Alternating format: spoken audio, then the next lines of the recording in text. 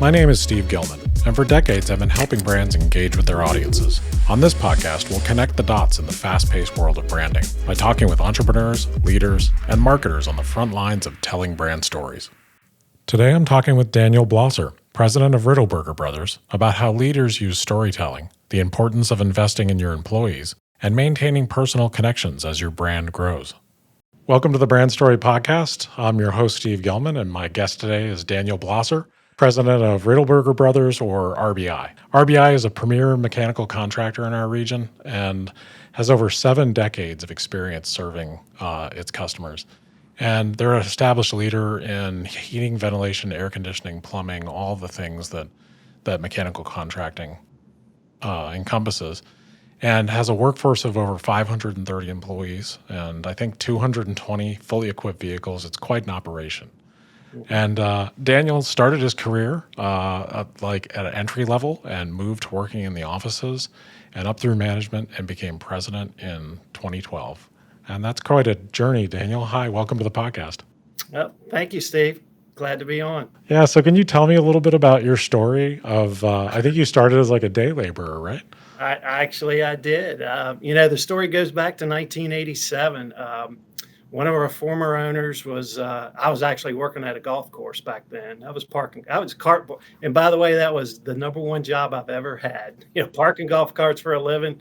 It was good, but it didn't pay all the bills. But anyway, it's a good job though. It's a fun job. Yeah. He recruited me, and he had asked me. He said, "What do you want to do after high school?" And I said, "I really don't know." Back then, I thought maybe I wanted to be an accountant, but needed a job for the summer, so I joined Riddleberger, and literally my first job was sweeping floors. So Wow. Yeah, so That's crazy. So tell me a little bit more, like you were a laborer. How long did that go on before you started to move into the office? okay, so I started in June of '87, and I worked in the shops for about 4 years.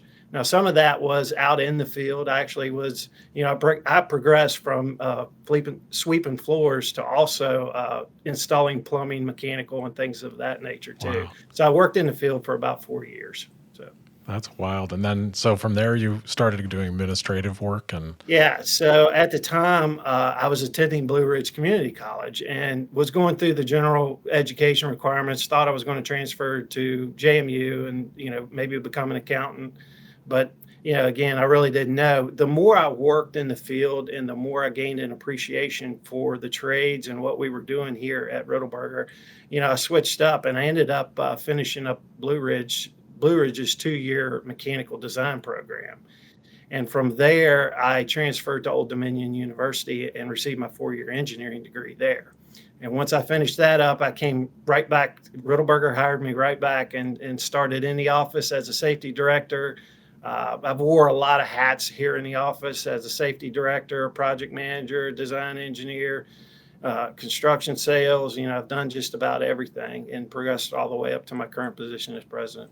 Wow. I bet that gives you a really unique perspective on the organization. It does, and it's really helped me prepare me for my role now. I mean, having seen just about every aspect of this business, from the ground up, it's really gave me that perspective and that knowledge, and really working alongside a lot of our folks, it's helped develop that respect, the mutual respect that they have for me and I have for them and what they do, because I can understand what they do each and every day. Yeah, and that's not as common in CEOs and presidents as I wish it was, and I think that makes your company really unique. Is you've been everything from a laborer all the way to the safety coordinator, and I know the culture you all have. You have a really strong emphasis on safety. We do. It's all about caring and caring for our employees. When we have new hire orientations, I go in and I talk to each and every new hire. No matter what they're hired to do, and I tell them the story about caring for them.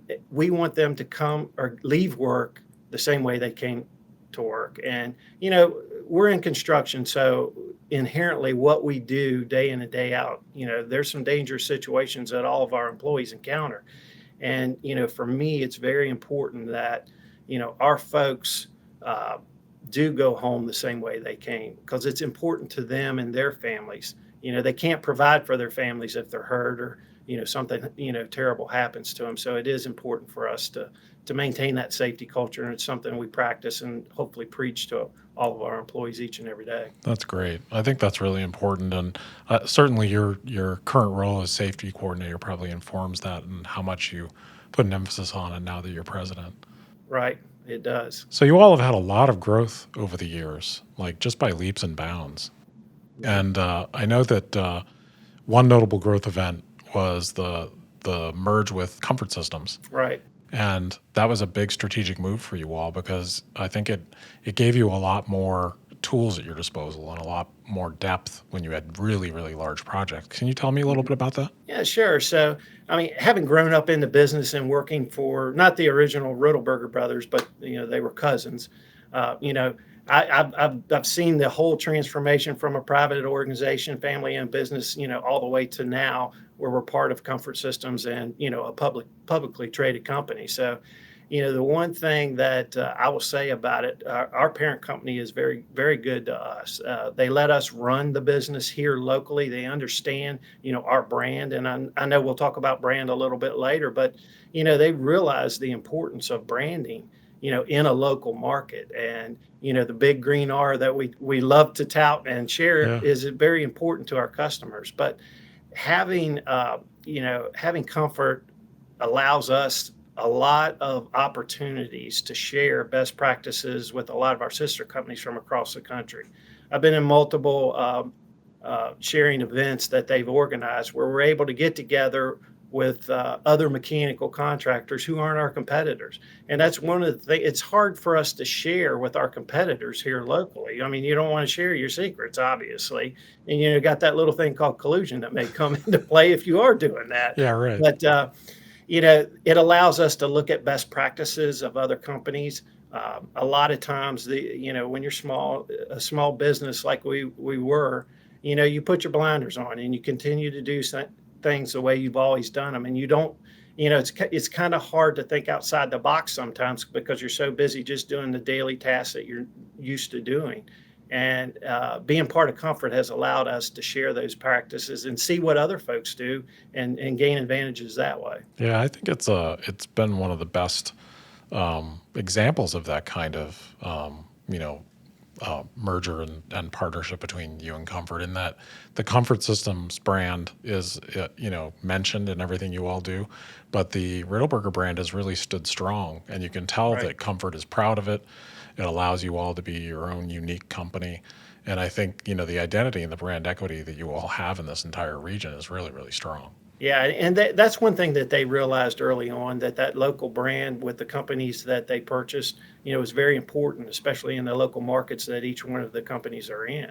Yeah. And they realized early on that, having that strong local brand is more recognizable than the Comfort Systems brand. So Right. they've allowed us to continue with our own branding, and that's, I think it's really been advantageous to us to be able to do that. Yeah, I think there's a lot of connections with it, and it's very widely known in our market and very historic. And I really compliment you guys on the job that you've done over the years. And I remember when we were first purchased, that was one of the initial conversations, being able to maintain our identity. And I think that's important for our employees too, because, we all read a lot of stories about all these big mergers and, the chaos that results from some of it, with other companies that have been through it. Employees want to feel that connectiveness with their fellow employees, and being able to maintain that brand and our name was very important to all of our employees. So that was important to us. That's great. And I know very recently, I think 2018, Trumbo Electric came on board as part of your team, and that's another fairly well-known local brand in the Shenandoah Valley. And so, how did you, with the mergers of bringing in another company like that, and that gave you more electrical capabilities, and then also with Comfort, what did you do with your staff, and what did you do communication-wise to make sure that everyone knew that it was all positive moves and not the horror stories they had heard? Yeah. So Trumbo did join us in 2018, and that resulted from some conversations with the owner at Trumbo at that time. He actually approached us and said, "What do you think about it?" And when you look at, the Shenandoah Valley and the market and the region that we're both in, Riddleberger is kind of known, as the 800-pound gorilla in mechanical and Yeah. plumbing, and Trumbo is the same way on the electrical side. So I remember having those initial discussions, and, once the announcement was made, we received a lot of good feedback from a lot of our clients and customers that said, man, this really makes sense to have that complete mechanical, electrical, plumbing package together.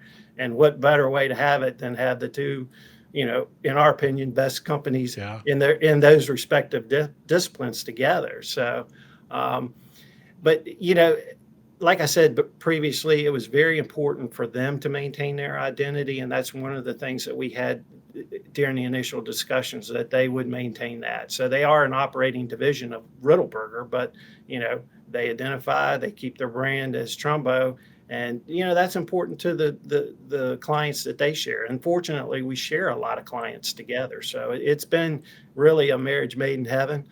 It's really increased our offerings, but it also allows us to share, things with Trumbo as well. That's great. And I think that's such a positive way to go about it. Right. I really applaud the way that you all have done that and how you've communicated about it, because those local identities and you all are really well established, really well respected companies in this entire region. And I think that gives a lot of brand strength. It does. People recognize that immediately. There's a lot of trust built in those brands. So that's a really smart way to do it. And I really applaud you guys and how you executed that. Thank you. Yeah, it's good stuff. So one of the things I know about RBI from being around it for years is culture is really important to you all. And, there are a few things with your culture. The culture of service that you all have, I think, is incredibly important. So one of the things that I noticed with your organization is you have employees that have been with you for, of course, like 10, 20 years, but you have 40, 50, and 50 plus year employees.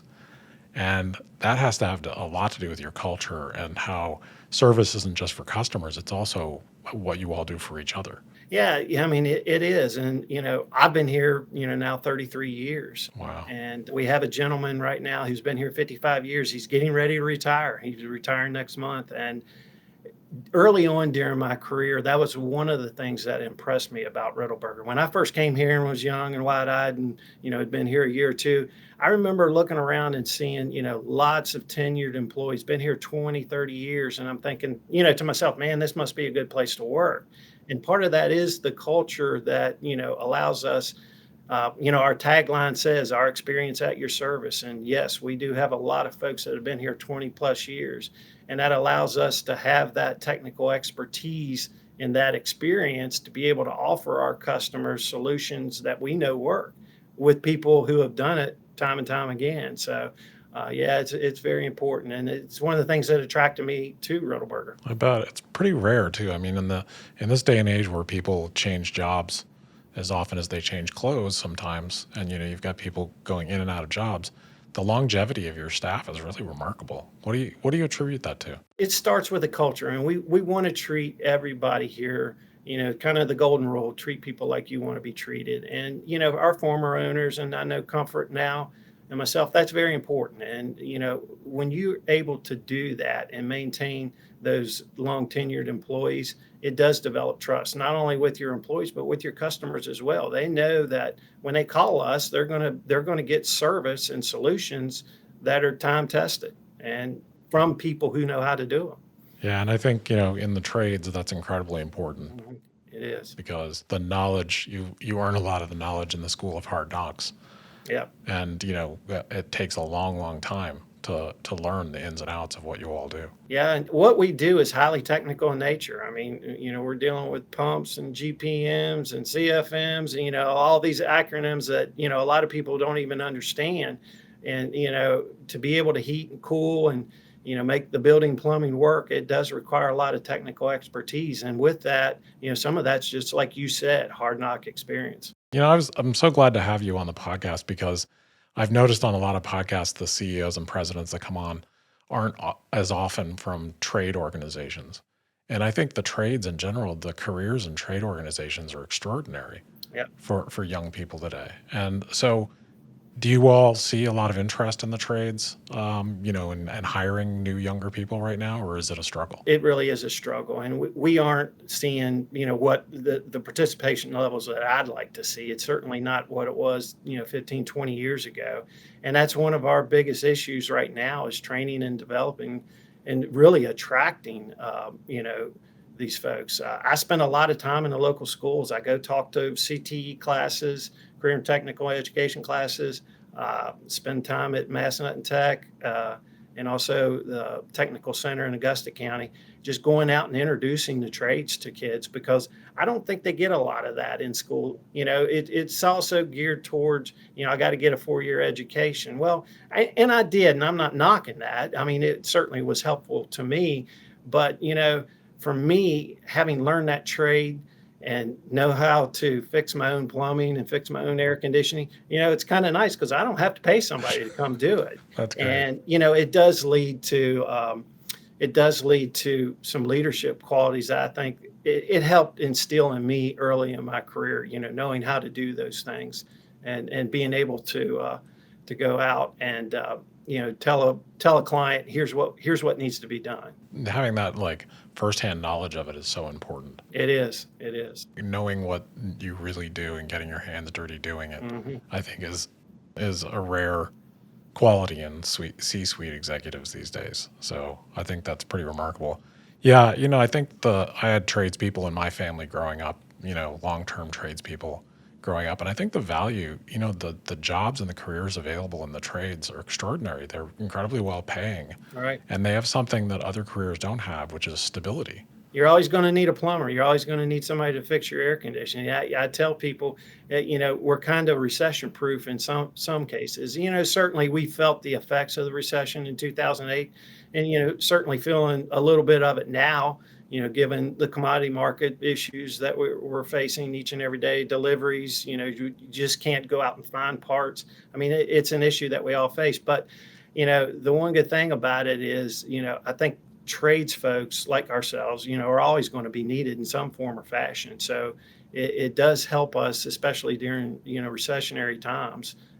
People still need our services to do what we do. Absolutely. And, I was fortunate enough to experience your all services when I was working with large hospital systems and different organizations building brand new facilities.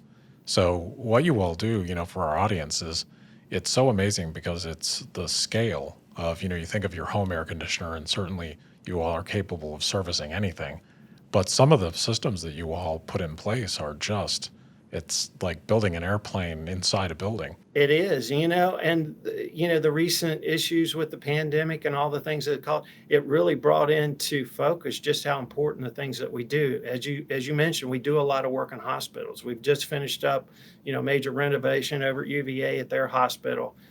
Down in the bowels of the building, taking care of their medical gas systems. And, most people, that's part of the plumbing system. Most people don't even know about it. But when you go to a hospital and you need oxygen, you need nitrogen or any of the other medical gases, we're the folks that, go out, braze the systems, certify them, install them, and make sure they're safe. So when you are in a hospital, you're getting the best treatment that you possibly can. There's a lot that goes into MRIs and nuclear imaging devices, behind the scenes stuff that we install to make sure those pieces of equipment work properly. They're properly cooled and properly exhausted. All of that stuff. And so yeah, it for us, what we do is vitally important to the community. Whether they know, a lot of them don't know it and don't understand, all the behind the scenes stuff that we do. Because let's face it, as mechanical and plumbing contractors, all of our work is hidden. It's behind a wall, it's above the ceiling, Yeah. or it's in a mechanical room where nobody ever goes, so they never get to see it.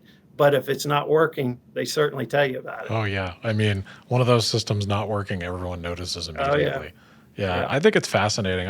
I've been lucky enough to see the behind the scenes and see what you all do firsthand when giant facilities are getting made or, even on the repair side. And I think it's fascinating and the careers available and just the skill that it takes is extraordinary. So it's an amazing business. Like I said, that's one of the things that attracted me to the business. I thought I wanted to be an accountant, ended up a plumber. Yeah. Well, I think you probably used your accounting skills a good deal too. Yeah. Well, with the amazing amount of engineering and then also just running the company as well. Right. So another thing on the company values and just the culture you all have, you have a really diverse workforce. You have people out in the field, you have people in offices. Some of them work remotely, and are fairly way out in the field sometimes. How do you keep your culture together? What do you do to keep everyone on the same page? Certainly, it's been challenging at time because we are so spread out. This past year, with the pandemic, it's really been tough because I haven't been able to go out and, visit job sites and visit some of our remote offices as much as I'd like to do. So, opportunities virtually, through Teams and, other avenues, that's how we're trying to do it. But, our core values, our number one core value, it starts off with our employees. And, it's about building those connections with them and making sure they're being taken care of, making sure they have the right tools and all the training that they need to do their jobs. That's great. And I think one of the things that RBI does really well is, and this is kind of getting to our brand part of the conversation, is humanizing the brand. I think all the communication you all do, you're out there on LinkedIn personally, you're in the community providing education and when you're able to, not during the height of COVID. Right. And all your social posts congratulate partners, talk about the people. You have a monthly safety champion. So, the RBI brand is a very human brand. It feels like people, even the name, the Riddleberger name, So how do you keep the focus on really being human like that in all the things you do? Well, obviously, you all help us with that. Yeah, we do. I'll give the plug for Gravity Group because, a while back, we knew we needed to do something. We needed to step our game up in that. And especially in the social media, we all know 20 years ago, it wasn't there, but now it is. And it's a huge part, especially for the Yeah, younger it generation. is. They're attracted to that. They use it. They grew up with it. So it was very important to me to make sure that, you know, the company is reaching out on those platforms to those folks. So, you all have certainly helped us quite a bit. Lindsay does a great job with our social media platform, but our posts are all intentional. And Lindsay and I have had that conversation several times. They're intentional in the way that we communicate, the message that we communicate, but also the message that we want to get over to our employees. We want it to be human. We want it to be personal. We say we are part of Comfort, and it's a big company. I get that, but we want to be personal. We want to be human to our employees and make sure that they understand that we care. Yeah, well, it really comes through, and I think it's a great credit to, the partnership we've been able to have with you, Yeah. and but also your vision and how consistent you all are in being willing to tell your story in such a non-salesy way, Right. and I think that's a real strength. And you all make it easy because you live your brand in a way that if anyone comes in contact with you, what they get is authenticity. And the entire company, from anyone you meet there, they're very authentic, very friendly people. So thanks for making our job easy. Well, you do a great job of making us look good, so we Thanks, appreciate man. it. Yeah, we enjoy it. We love working with you guys. So, why is it important for you all, especially when you're dealing with the customers, to really think about them as, the needs they have? I know it's all behind the walls and it's kind of hidden, but how do you keep the customer at the forefront of your thinking when you're working on these big jobs? For us, our customers are our lifeline. I mean, we really do need them. When we've got a number of long, loyal customers within, and it's all about treating them, like I said earlier, treating them the way we want to be treated. And I try to instill with all of our employees, go overboard, do the extra thing. That's what's gonna keep them. That's what's gonna help you, get repeat business from them. So really, and keeping them informed too. Communication's a huge issue. Now I think with social media and texting and all the other things that are going on, sometimes it gets impersonal.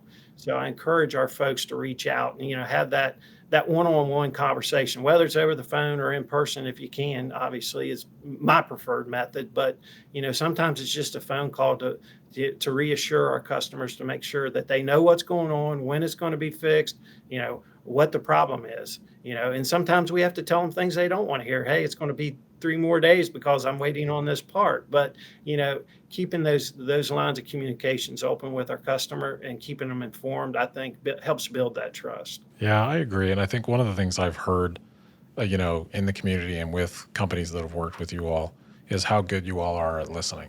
Yeah.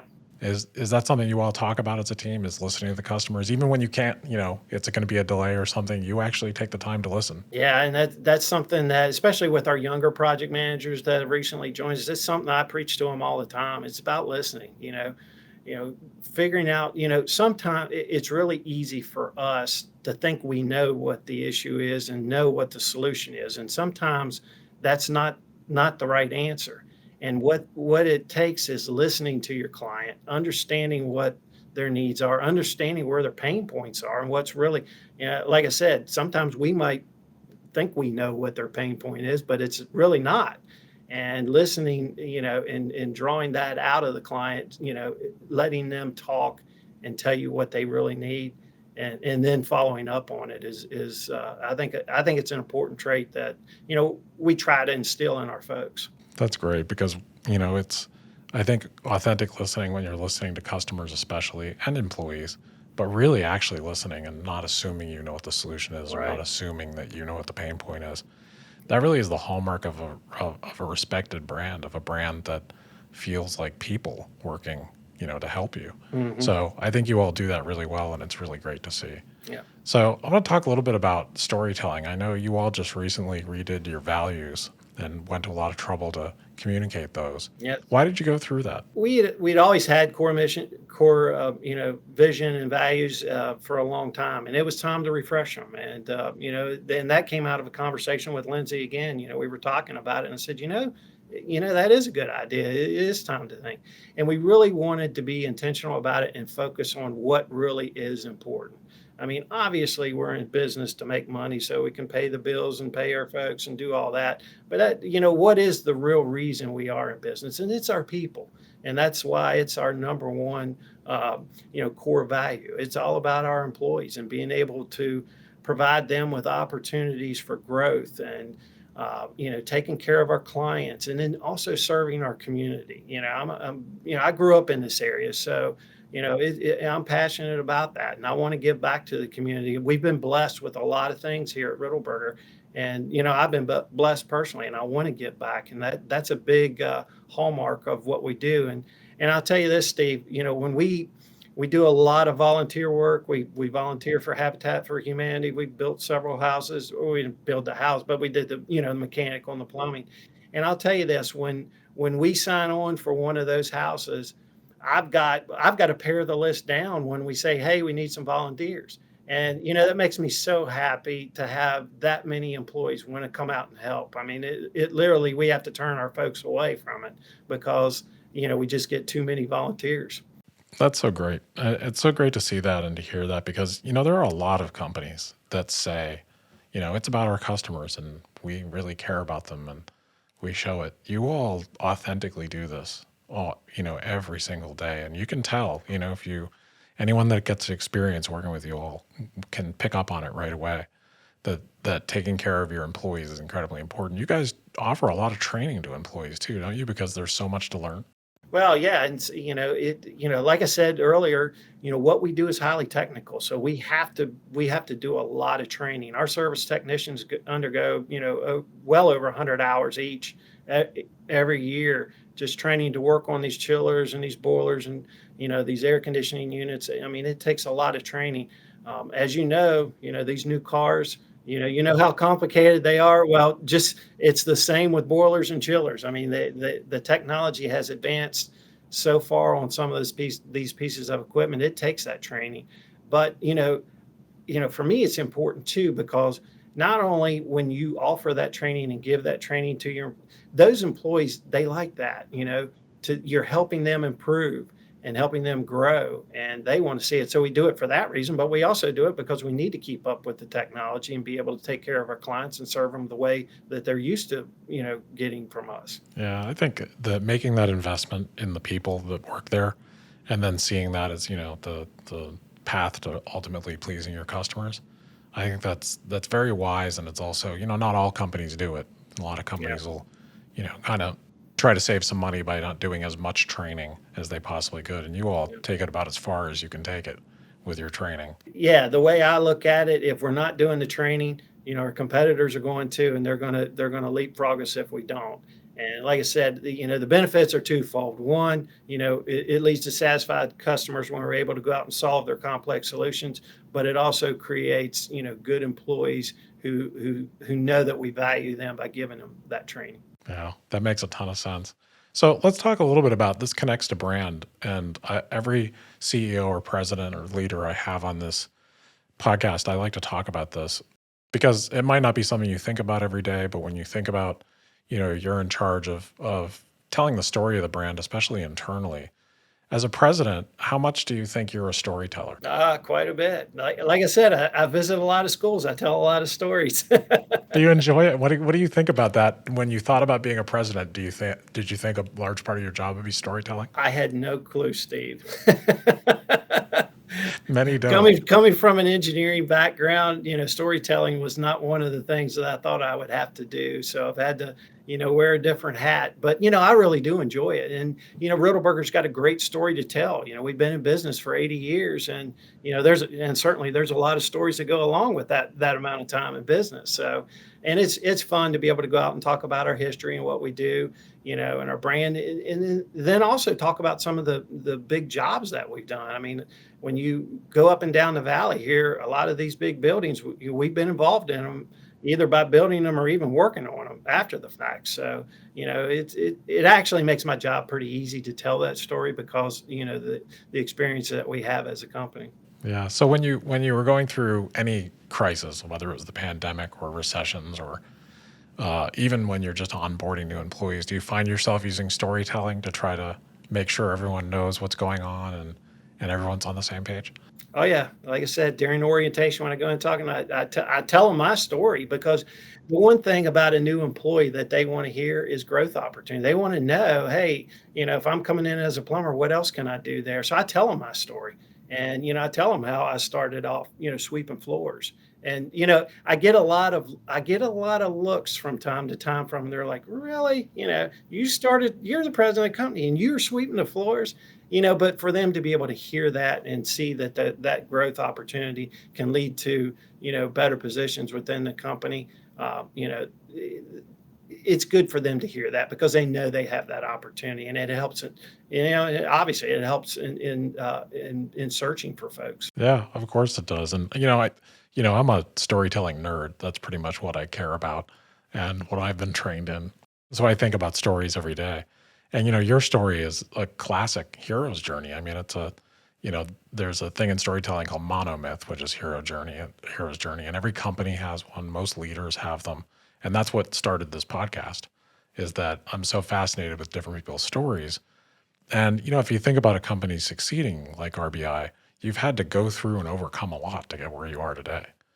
And it's a path, just like you started as a day laborer thinking you were going to change careers and be an accountant, and look where you ended up. That's a great story. Those experiences too, Steve, I think has it helped prepare me for my position now.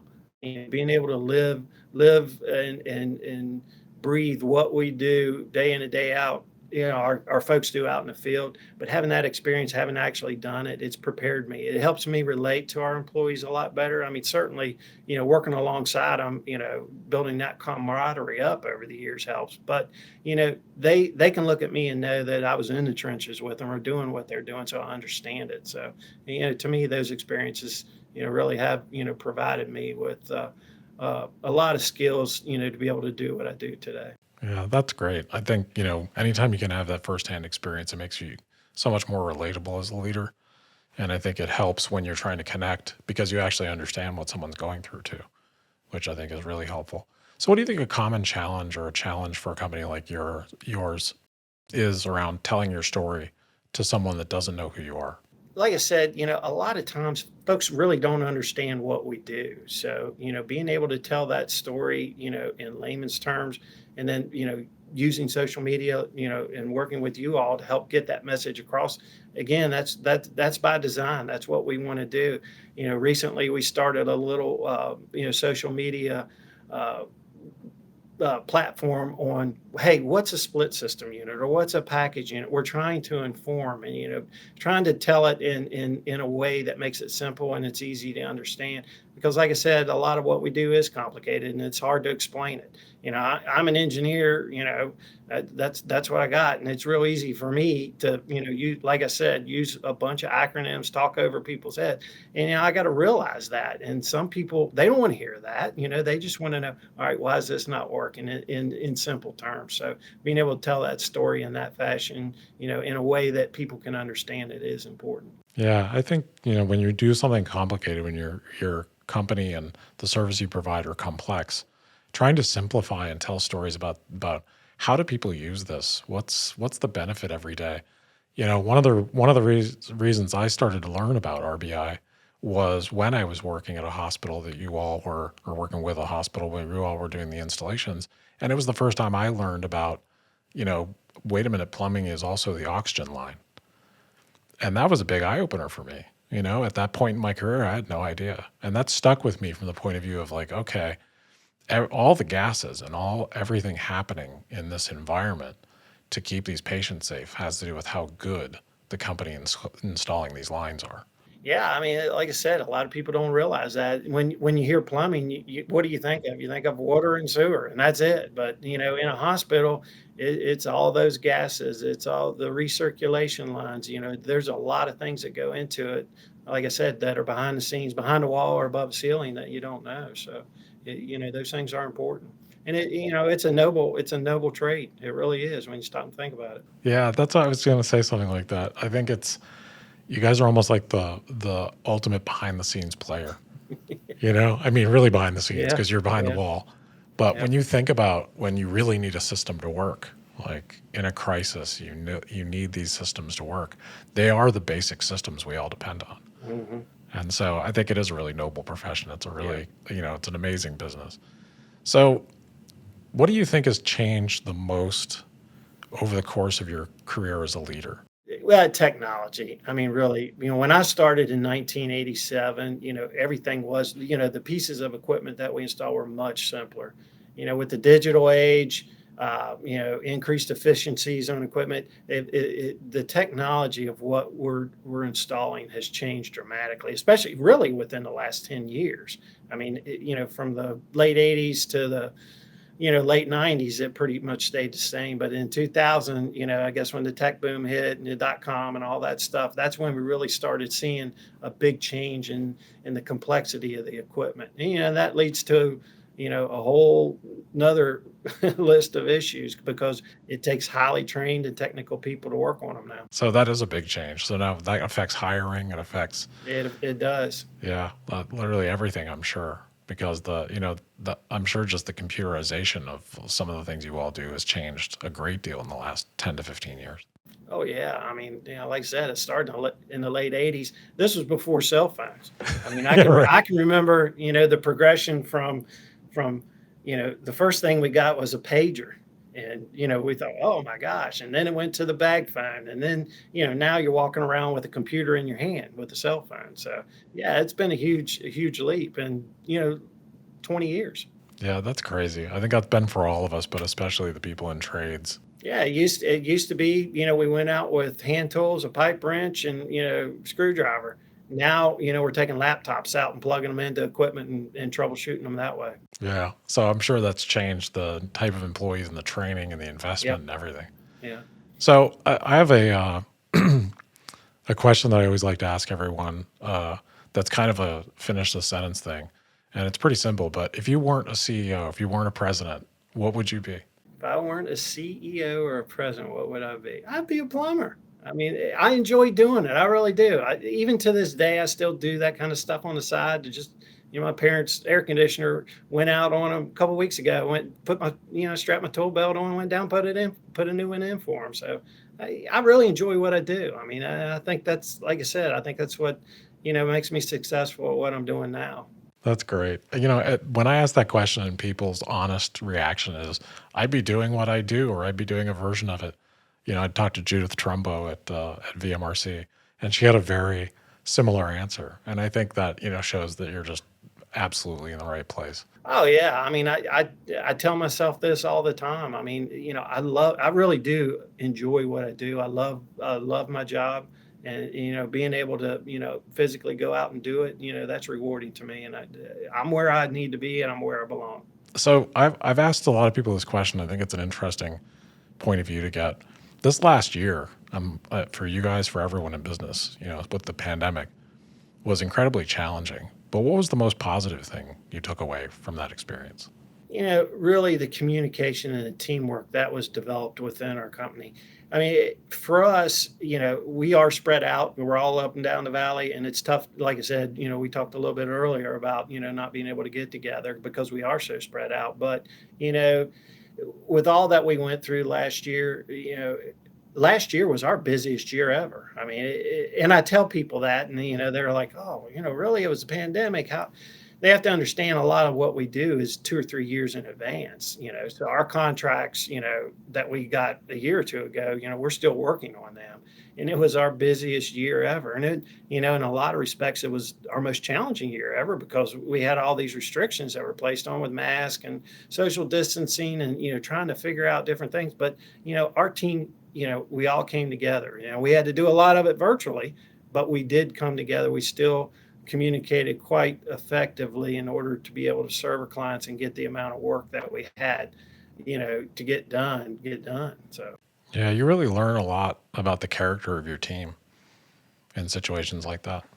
and I'm not going to sit here and say it was all rosy because it certainly wasn't at times. And I remember, a lot of days going home thinking, how are we going to get this done? But that's the great thing about the employees here. They all came together. Instead of hanging our heads and saying, "Hey, we can't do that," we figured out a different way to do it. And just being able to see that teamwork, amongst everybody, and the ideas and the solutions that came out of some of the problems we faced. It really made me proud to be part of this organization. It really did. That's great. Yeah, I had a very similar experience in that you you're really surprised by how much people can step up and Yep. who just naturally takes on a leadership role. And people pull together and they figure out a new and different way, and sometimes what they figure out is better than what you were doing. That's exactly right. A lot of times you get blinders on and you're going about business the way you've always done it or the way And when situations like last year come up, I mean, it forces you to kind of think outside the box. And for me personally, seeing, a lot of our folks, my division managers, think outside the box and giving them the freedom to do that and try different things, that was rewarding for me. It really was. Yeah, I bet. And I feel the same way. I think it's amazing to you look back on an experience like that, and like you said, it wasn't exactly rosy at times. It was about zero fun is what it was. Yes. And the challenges were, they're just coming fast and furious. But I Hmm. think what I learned about our team too is just how resilient and Yep. responsible and dependable people are. They really are, and that's the one thing that really, here at Riddleberger, I really enjoy is just the folks. They're not coworkers; they're my friends, and being able to interact with them and see how they react and what they've been able to accomplish during this past year. It's just been remarkable. I'm so proud to be part of it. Yeah, it's a great feeling. It really makes it worth it, doesn't it? Yes, it does. Yeah. So I have one last question for you, and this is a question that I ask every guest at the end. Um, so knowing what you know now, what one piece of advice would you give to your younger self? I would listen more. Uh, you know, uh, for me, I'm a high D personality, so I'm a go getter. I'm a charger, and sometimes I really one of my biggest weaknesses is just being able to stop and listen rather than saying, "Hey, we need to do this." And that's one thing that I've been intentionally working on for a while now.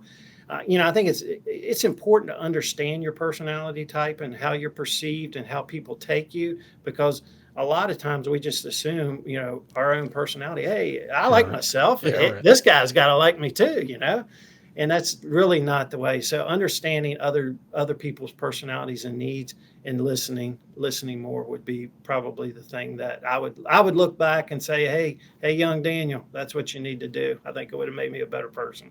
Yeah. I mean, it's a great tip. You almost wish you could go back and tap yourself on the Yes. shoulder and be like, a little less talking, a little more listening. Yep. I think Yep. we all have that one.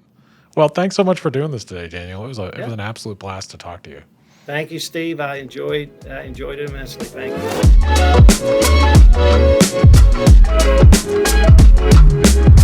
you.